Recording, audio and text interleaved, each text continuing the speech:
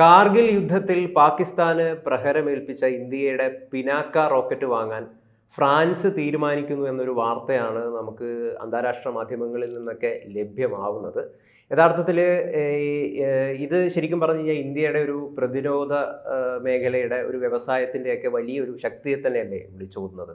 ഒപ്പം നമ്മുടെ നാട്ടിലെ ചില മനുഷ്യാവകാശ പ്രവർത്തകരും അത്തരത്തിലുള്ള ആളുകളൊക്കെ ഈ ആയുധ കച്ചവടം എന്ന് പറയുന്നത് ആത്യന്തികമായി മനുഷ്യരാശിക്ക് വലിയ ദോഷമാണ്, അതെന്തോ ഒരു വലിയ മഹാപാപമാണ് എന്നൊക്കെ പറയുന്നത് നമ്മൾ നിരന്തരമായിട്ട് കേൾക്കാറുണ്ട്.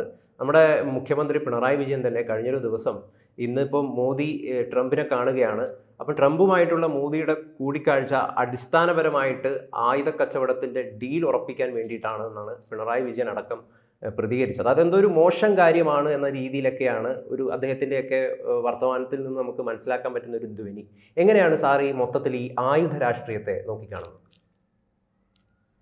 ഗൗതം, നമ്മളൊന്ന് ആലോചിച്ച് നോക്കിക്കഴിഞ്ഞാൽ ഇപ്പോൾ ഈ പിനാക്കയുടെ കാര്യം പറഞ്ഞത് കൊണ്ട് തന്നെ ഏതൊരു ബയറും ഇൻ്റർനാഷണൽ മാർക്കറ്റിൽ ആഗ്രഹിക്കുന്ന ഒരു കാര്യം കൃത്യമായ പ്രഹരശേഷിയുള്ള ഒരു ആയുധം, ഒപ്പം അതിന് അഫോർഡ് ചെയ്യാൻ പറ്റുന്ന വില. സത്യത്തിൽ ഈ പിനാക്കയുടെ സ്പെഷ്യാലിറ്റി അല്ലെങ്കിൽ ഇന്ത്യ ഉണ്ടാക്കുന്ന ഏതൊരു ആയുധത്തിൻ്റെയും ഏറ്റവും പ്രധാനപ്പെട്ട പ്രത്യേകത എന്ന് പറയുന്നത് ഇത് തന്നെയാണ്. വളരെ കൃത്യമായിട്ടുള്ള റിഗറസ് ആയിട്ടുള്ള ടെസ്റ്റിംഗ് വഴി പല ഘട്ടങ്ങളിലായിട്ട് ഒരു മിസൈലാണെങ്കിൽ അതിൻ്റെ പ്രഹരശേഷി വർദ്ധിപ്പിച്ച് അതിൻ്റെ റേഞ്ച് വർദ്ധിപ്പിച്ച് കൃത്യമായി കൊണ്ടുവരികയും അതിന് പ്രിസൈസ് ആയിട്ടുള്ള ടാർഗറ്റിംഗ് കൊണ്ടുവരികയും ഇൻ്റർനാഷണൽ മാർക്കറ്റിൽ അഫോർഡ് ചെയ്യാൻ പറ്റുന്ന രീതിയിലേക്കുള്ള വില ആ വിലയ്ക്ക് അത് കൊടുക്കുകയും ചെയ്യുകയാണ്. ഇപ്പോൾ നമ്മൾ നോക്കിക്കഴിഞ്ഞാൽ ഫ്രാൻസ് പിനാക്ക വാങ്ങുന്നതിന് തൊട്ട് മുമ്പ് അവർ കൺസിഡർ ചെയ്തുകൊണ്ടിരുന്നത് ഇസ്രായേലിൻ്റെ പൾസ് എന്ന പേരിലുള്ള ഇതേപോലെയുള്ള ഒരു റോക്കറ്റ് ലോഞ്ചറാണ്.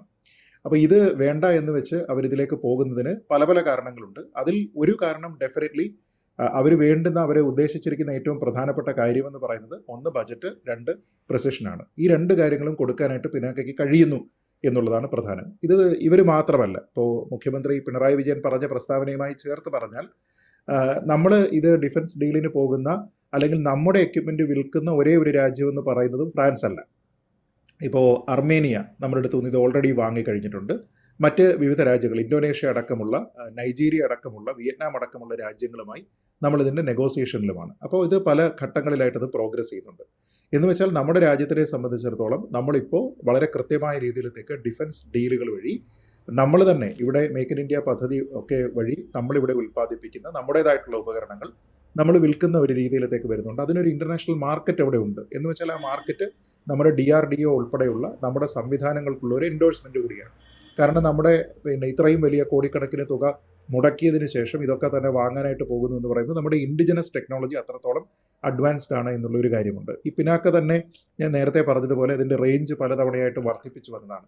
ആദ്യഘട്ടത്തിൽ 40 കിലോമീറ്റർ റേഞ്ച്, നിലവിൽ 75, ഇപ്പോൾ ടെസ്റ്റിംഗ് നടക്കുന്നത് 120 കിലോമീറ്റർ റേഞ്ചിലത്തേക്കാണ്. അപ്പോൾ അതിൽ വലിയ രീതിയിലത്തേക്കുള്ള നമുക്ക് വിദേശ വരുമാനം ഉണ്ടാകുന്നതിനുള്ള ഒരു പ്രധാനപ്പെട്ട മാർഗ്ഗമായിട്ട് അതിനെ കൊണ്ടുപോകുന്നുണ്ട്.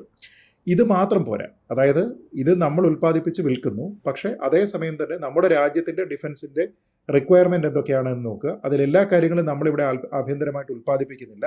പലതും നമ്മൾ പുറത്തുനിന്ന് വാങ്ങേണ്ടി വരുന്ന ഒരു സാഹചര്യമുണ്ട്. അപ്പോൾ അങ്ങനെ വാങ്ങേണ്ടി വരുന്ന സാഹചര്യത്തിൽ നമ്മൾ മറ്റൊരു രാജ്യത്ത് നിന്ന് അത് വാങ്ങും. ഇപ്പോൾ ദീർഘകാലമായിട്ട് നമ്മുടെ ഏറ്റവും പ്രധാനപ്പെട്ട ഒരു സപ്ലയർ എന്ന് പറയുന്നത് ഇസ്രായേലാണ്. അപ്പോൾ ഇസ്രായേലുമായി ബന്ധപ്പെട്ടിട്ട് ഇപ്പോൾ പിണറായി വിജയൻ പറയുന്നതിന് എത്രയോ കാലം മുമ്പ്, ഒരു 1.5 പതിറ്റാണ്ട് മുമ്പെങ്കിലും CPMൻ്റെ പോളിറ്റ് ബ്യൂറോയുടെ സ്റ്റേറ്റ്മെൻ്റ് ഉണ്ട്. ഇസ്രായേലിൽ നിന്ന് നമ്മൾ ഡിഫൻസ് എക്യുപ്മെൻറ്റ് വാങ്ങാൻ പാടില്ല എന്ന് പറഞ്ഞ് 2008-ലോ 2009-ലോ ഒക്കെ തന്നെ അവർ ഇറക്കിയിരിക്കുന്ന പ്രസ്താവനകളുണ്ട്. അത് കഴിഞ്ഞ കുറേ കാലമായിട്ട്, പ്രത്യേകിച്ച് 2014 നരേന്ദ്രമോദി അധികാരത്തിൽ വന്നതിന് ശേഷം വളരെ റിപ്പീറ്റഡ് ആയിട്ട് CPMൻ്റെ പോളിറ്റ് ബ്യൂറോ ഈ ഒരു പ്രസ്താവന ഇറക്കുന്നുമുണ്ട്. അപ്പോൾ അതിന് പറയുന്ന കാരണങ്ങളെന്ന് പറഞ്ഞു കഴിഞ്ഞാൽ പാലസ്തീൻ, അവിടെയുള്ള ആൾക്കാരുടെ മനുഷ്യാവകാശം ലംഘിക്കുന്നു, ഇതൊക്കെയാണ് അവർ പറയുന്നത്. പക്ഷേ എങ്ങനെയാണ് നമ്മുടെ രാജ്യത്തേക്ക് നമ്മൾ ഇസ്രായേലിൽ നിന്നൊരു ഡിഫൻസ് എക്യുപ്മെൻറ്റ് വാങ്ങുന്ന സമയത്ത് അതിന് പാലസ്തീനുമായിട്ട് എന്താണ് ബന്ധം എന്നതിനെപ്പറ്റി വിശദീകരിക്കാനായിട്ട് ഇവരാരും തന്നെ ഇന്നേവരെ തയ്യാറായിട്ടില്ല. അപ്പോൾ അതിൻ്റെ ഒരു ബാക്ക്ഡ്രോപ്പിൽ വേണം നമ്മൾ കാണാനായിട്ട് മുഖ്യമന്ത്രി ശ്രീ പിണറായി വിജയൻ ഈ പറയുന്ന കാര്യങ്ങൾ. അപ്പോൾ അദ്ദേഹം പറയുന്ന പ്രസ്താവന ഞാൻ ശ്രദ്ധിച്ചപ്പോൾ എനിക്കതിൽ കൗതുകരമായിട്ട് തോന്നിയ ഒരു കാര്യം, അദ്ദേഹം ഈ നെതന്യാഹുവിനെ തന്നെ അവിടെ പറയുന്നുണ്ട്. അതായത് അമേരിക്കയുമായിട്ട് ആദ്യം കൂടിക്കാഴ്ച നടത്തുന്നത് ഇസ്രായേലിൽ നിന്ന് ബെഞ്ചമിൻ നെതന്യാഹുവാണ്. അതിന് പിന്നാലെയാണ് നരേന്ദ്രമോദി. ഈ രണ്ട് കൂടിക്കാഴ്ചകളെയും യാദൃച്ഛികമായി കാണാൻ കഴിയില്ല എന്നാണ് അദ്ദേഹം പറയുന്നത്. കാണണ്ട, യാദൃശ്ചികമായിട്ട് കാണാനായിട്ട് അദ്ദേഹത്തിനോട് ആരെങ്കിലും പറഞ്ഞോ? അദ്ദേഹത്തെ ആരെങ്കിലും നിർബന്ധിച്ചോ? നമ്മുടെ രാജ്യത്തിനെ സംബന്ധിച്ചിടത്തോളം നമ്മുടെ രാജ്യത്തിൻ്റെതായിട്ടുള്ള കുറേയധികം താല്പര്യങ്ങളുണ്ട്. ആ താല്പര്യം എന്ന് പറയുന്നത് നമ്മുടെ ടെറിട്ടോറിയൽ ഇൻറ്റഗ്രിറ്റി സംരക്ഷിക്കുക എന്നുള്ളതാണ്. അപ്പോൾ അതിന് വേണ്ടുന്ന രീതിയിലത്തേക്കുള്ള ഡിഫൻസ് എക്യുപ്മെൻറ്റ് എന്തൊക്കെയാണോ അത് പർച്ചേസ് ചെയ്യാനായിട്ടുള്ള ഒരു രാജ്യം ഇവിടെയുണ്ട്, ഒരു ഗവൺമെൻറ് ഇവിടെയുണ്ട്.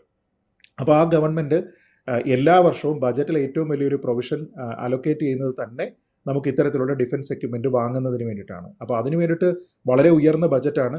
അങ്ങനെ കഴിഞ്ഞ വർഷമാണെങ്കിലും ഈ വർഷമാണെങ്കിലും ഒക്കെ തന്നെ നമ്മൾ അങ്ങനെ ഉയർന്ന ബജറ്റാണ് ഇതിന് വേണ്ടിയിട്ട് നമ്മൾ കൊണ്ടുവരുന്നത്. അപ്പോൾ അതിൻ്റെ ഭാഗമായിട്ട് നമുക്ക് ഇത്തരത്തിലുള്ള ഡീലുകളിലേക്ക് പോയേ മതിയാകും. ഇതിൽ രണ്ടാമതൊരു പ്രത്യേകത കൂടി ഇത്തവണയുണ്ട്. കാരണം ഇത്തവണ ഒരുപക്ഷെ നരേന്ദ്രമോദിയും ഡൊണാൾഡ് ട്രംപും തമ്മിലുള്ള മീറ്റിങ്ങിൽ ഏറ്റവും കൂടുതൽ ചർച്ച ചെയ്യപ്പെടുന്നത് കേവലം ഡിഫൻസ് പർച്ചേസ് എന്നത് മാത്രമല്ല, പക്ഷേ ഒരു ജോയിൻറ്റ് ഡിഫൻസ് മാനുഫാക്ചറിങ് കൂടിയാണ്. കാരണം നമ്മളിപ്പോൾ ഡിസ്കസ് ചെയ്യുന്നിരിക്കുന്ന പല പദ്ധതികളുണ്ട്. അതിൽ ഒന്നാമത്തെ ഒരു പദ്ധതി എന്ന് പറഞ്ഞു കഴിഞ്ഞാൽ ട്രംപ് തന്നെ പുഷ് ചെയ്തുകൊണ്ടിരിക്കുന്ന ഒരു പദ്ധതിയാണ് ഈ ഫൈറ്റർ ജെറ്റ് എഞ്ചിൻ കോ പ്രൊഡക്ഷൻ. അപ്പോൾ ഫൈറ്റർ ജെറ്റ് എഞ്ചിൻ കേവലം അമേരിക്കയിൽ നിന്ന് വാങ്ങുകയല്ല, മറിച്ച് ഇതിൻ്റെ കോ പ്രൊഡക്ഷനാണ്. അപ്പോൾ അതിനകത്തിലൊരു ടെക്നോളജി ട്രാൻസ്ഫർ എന്ന് പറയുന്ന ഒരു കാര്യമുണ്ടാകും. രണ്ട് സ്ഥലത്തു നിന്നുള്ള ആൾക്കാരുടെ ഏറ്റവും ബെസ്റ്റായിട്ടുള്ള ആൾക്കാർ, അതിന് പറ്റുന്ന രീതിയിലത്തേക്കുള്ള കമ്പനികൾ ഇവരെയൊക്കെ തന്നെ സഹകരിപ്പിക്കും. ഇപ്പോൾ അതിൻ്റെ ഭാഗമായിട്ട് ഇന്ത്യയിൽ നിന്ന് ഹിന്ദുസ്ഥാൻ എയറോനോട്ടിക്സ് ലിമിറ്റഡ് ആണ് പോകുന്നത് എങ്കിൽ അമേരിക്കയിൽ നിന്ന് ഒരുപക്ഷെ അത് GE ആകും എന്ന് പറയപ്പെടുന്നുണ്ട്. അപ്പോൾ ഇവിടേക്ക് നമ്മൾ കേവലം ഒരു ഡിഫൻസ് പർച്ചേസർ എന്നിടത്ത് നിന്ന് നമ്മൾ ജോയിൻ്റ് ആയിട്ട് മാനുഫാക്ചർ ചെയ്യുന്ന രീതിയിലത്തേക്ക് പോവുകയാണ്. അതേപോലെ തന്നെയാണ് anti tank guided missile system. അപ്പോൾ ആ സിസ്റ്റം ഉണ്ട് അവിടെ. സ്ട്രൈക്കർ എന്ന പേരിലുള്ള ഒരു സിസ്റ്റമുണ്ട്. അപ്പോൾ അവിടെയും നമ്മൾ പോകുന്നത് എന്തിനു വേണ്ടിയിട്ടാണ്? ഇതിൻ്റെ ഒരു ജോയിൻറ്റ് മാനുഫാക്ചറിങ്ങിനാണ്. അപ്പോൾ ഇങ്ങനെയുള്ള കുറേയധികം കാര്യങ്ങളുണ്ട്. ഇന്ത്യയെ സംബന്ധിച്ചിടത്തോളം റിക്വയർമെൻ്റ് ഉണ്ട്. ഇന്ത്യൻ ആർമിയുടെ എസ്റ്റിമേറ്റ് അനുസരിച്ച് 500-ലധികം സമാനമായിട്ടുള്ള ഇൻഫൻട്രി കോമ്പാറ്റ് വെഹിക്കിൾസ് നമുക്ക് ആവശ്യമുണ്ട്. അപ്പോൾ ഇതെല്ലാം തന്നെ നമ്മുടെ അസസ്മെൻ്റ് എന്ന് പറയുന്നത് കൃത്യമായിട്ട് മിലിറ്ററി പേഴ്സണൽ നടത്തി അത് സർക്കാരിന് കൊടുത്തതിന് ശേഷം നമ്മുടെ ഡിഫൻസ് ഡിപ്പാർട്ട്മെൻറ്റ് ഇത് അപ്രൂവ് ചെയ്തിരിക്കുന്ന കാര്യമാണ്.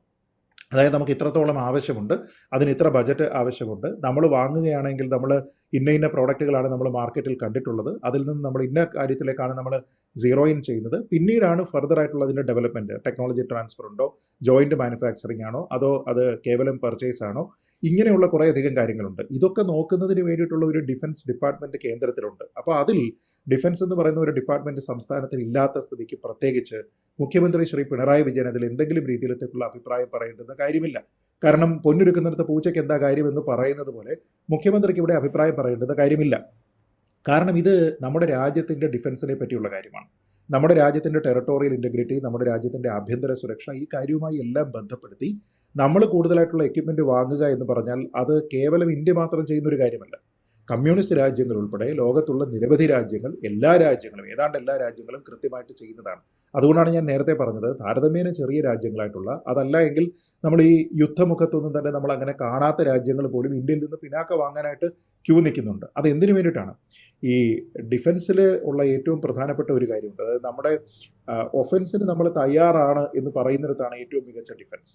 അതായത് നമ്മളെ ആരും ഇങ്ങോട്ട് കയറി ആക്രമിക്കാനായിട്ട് വരണ്ട, ഞങ്ങൾ എക്വിപ്ഡ് ആണ്, ഞങ്ങൾക്ക് ഇത്രയും കാര്യങ്ങൾ ഇവിടെ ഉണ്ട്, അതുകൊണ്ട് അത് ഏതൊരു നിമിഷവും ഞങ്ങളെ ആരെങ്കിലും ആക്രമിക്കുകയാണെങ്കിൽ പ്രയോഗിക്കാൻ ഞങ്ങൾ സന്നദ്ധരാണ് എന്ന രീതിയിലത്തേക്കുള്ള ഒരു മെസ്സേജ് ഉണ്ട്. ആ മെസ്സേജിൻ്റെ പാർട്ടായിട്ടാണ് നമ്മൾ ഈ എക്യുപ്മെൻറ്റുകളെല്ലാം വാങ്ങുന്നതും അതിൻ്റെ ആൾക്കാരെ ട്രെയിൻ ചെയ്യുന്നതും നമ്മുടെ ഒരു നമ്മുടെ ഒരു ഡിഫൻസ് സിസ്റ്റം ഈ രീതിയിലത്തേക്കൊക്കെ മാറ്റുന്നതും. അപ്പോൾ അത് കണ്ടതിന് ശേഷം ഒരു കമ്മ്യൂണിസ്റ്റ് മുഖ്യമന്ത്രി എന്തിനാണ് ഇങ്ങനെ ആവലാതിപ്പെടുന്നതെന്ന് എനിക്ക് മനസ്സിലാകുന്നില്ല. ഇത് നമ്മുടെ രാജ്യത്തിന് വേണ്ടിയിട്ട് വാങ്ങുകയല്ലേ? നമ്മുടെ രാജ്യത്തിന് വേണ്ടിയിട്ട് വാങ്ങുമ്പോൾ നമ്മുടെ ടെറിട്ടോറിയൽ ഇൻറ്റഗ്രിറ്റി നമ്മൾ പരിരക്ഷിക്കേണ്ടത് ആവശ്യമില്ല എന്ന് അദ്ദേഹത്തിന് തോന്നുന്നുണ്ടോ? അതോ നിലവിലുള്ള സിസ്റ്റംസ് ഒക്കെ തന്നെ മതി എന്ന് അദ്ദേഹത്തിന് തോന്നുന്നുണ്ടോ? എന്തിനാണ് അങ്ങനെ ഒരു കാര്യത്തിൽ അഭിപ്രായം പറയുന്നതെന്ന് എനിക്ക് മനസ്സിലാകുന്നില്ല. ഈ താങ്കൾ പറഞ്ഞതുപോലെ നമ്മളൊരു ഡിഫൻസ് ഡീലിലേക്ക് പോയി കഴിഞ്ഞാൽ അത് എന്തോ വലിയ കുറ്റകൃത്യമാണ് എന്ന രീതിയിലത്തേക്കൊന്നും കരുതേണ്ടതില്ല. കാരണം ഒരു രാജ്യത്തിനെ സംബന്ധിച്ചിടത്തോളം ഈ എക്യുപ്മെൻ്റ് എല്ലാം ആവശ്യമാണ്. ഇനി ഞാൻ നേരത്തെ പറഞ്ഞതുപോലെ നമുക്ക് ഡിഫൻസ് എന്ന് പറഞ്ഞൊരു വകുപ്പില്ല. പക്ഷേ നമ്മുടെ നാട്ടിലും ഇവിടെ പോലീസ് എന്ന് പറയുന്ന ഒരു സംവിധാനമുണ്ട്, ലോ ആൻഡ് ഓർഡർ നോക്കുന്നതിന് വേണ്ടിയിട്ട്. അപ്പോൾ അങ്ങനെയുള്ള പോലീസ് സംവിധാനത്തിന് ഈ പറയുന്ന ആയുധങ്ങളൊക്കെ ഇല്ലേ? അപ്പോൾ നാളെ ശ്രീ പിണറായി വിജയൻ എന്ത് പറയും? ആ പോലീസിന് ലാത്തി മാത്രം കയ്യിൽ മതി, അവർക്ക് തോക്ക് വേണ്ട എന്ന് അദ്ദേഹം പറയുമോ? അങ്ങനെ എന്തായാലും ഒരു തീരുമാനം എടുക്കാനായിട്ട് കഴിയില്ലല്ലോ. എന്ന് കരുതി തോക്ക് വാങ്ങുന്ന സമയത്ത് നമ്മൾ എന്താ പറയുക? കേരള പോലീസ് ഇവിടെയുള്ള ആൾക്കാരെ എല്ലാം വെടിവെച്ച് കൊല്ലുന്നതിന് വേണ്ടിയിട്ട് തോക്ക് സമാഹരിക്കുന്നു, ഇവിടെ വലിയ ആയുധ ഡീല് നടക്കുന്നു. അങ്ങനെയല്ലല്ലോ നമ്മളതിനെപ്പറ്റി പറയുക. നമ്മളത് പറയുന്നത് എന്താണ്? നമ്മുടെ പോലീസ് എക്വിപ്ഡ് ആണ്. ഏതെങ്കിലും ഒരു അൺടുവേർഡ് ഇൻസിഡൻറ്റ് ഉണ്ടാവുകയാണെങ്കിൽ അതിനെ നേരിടുന്നതിന് വേണ്ടിയിട്ട് സർവ്വഥാ സജ്ജമാണ്. അപ്പോൾ അതിന് വേണ്ടിയിട്ട് കാലികമായിട്ടുള്ള പരിഷ്കാരങ്ങൾ അവിടെയും വരുന്നുണ്ട്. അതിൻ്റെ ഭാഗമായിട്ട് അവരുടെ എക്യുപ്മെൻ്റൊക്കെ അപ്ഗ്രേഡ് ചെയ്യുന്നുണ്ട്. അപ്പോൾ നമുക്കറിയാം നമ്മുടെ പോലീസിൻ്റെ ഭാഗമായിട്ടുള്ള സംവിധാനം വരെ മാവോയിസ്റ്റുകളെ തുരത്തുന്നതിന് വേണ്ടിയിട്ടെങ്കിലും ആംസ് ഉപയോഗിക്കാറുണ്ടല്ലോ.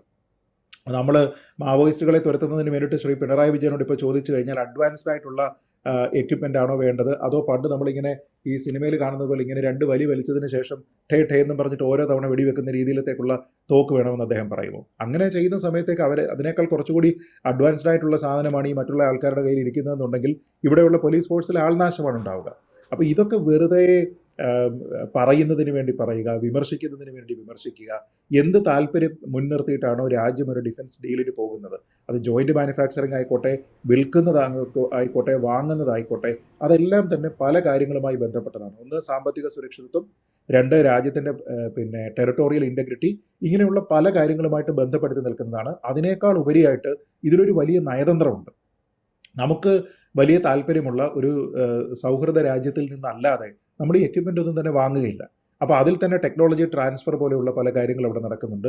ജോയിൻറ്റ് മാനുഫാക്ചറിങ്ങിലേക്ക് പോകുന്ന സമയത്ത് ഈ ഗുണമുണ്ട്. നമ്മളെക്കാൾ ഒരുപക്ഷെ അഡ്വാൻസ്ഡ് ആയിട്ടുള്ള കമ്പനികൾ വിദേശ രാജ്യങ്ങളിൽ നിന്നുണ്ടെങ്കിൽ, ആ രാജ്യത്തിന് ആ ഇൻഡിജിനസ് ടെക്നോളജി ഉണ്ടെങ്കിൽ അതിനെ സ്വീകരിക്കുന്നതിനൊക്കെയുള്ള മാർഗം അവിടെ ഉണ്ടാവുകയാണ്. എന്ന് വെച്ച് കഴിഞ്ഞാൽ ടോട്ടാലിറ്റിയിൽ നോക്കിക്കഴിഞ്ഞാൽ നമ്മുടെ രാജ്യത്തിൻ്റെ മൊത്തത്തിലുള്ള പുരോഗതിയാണ്.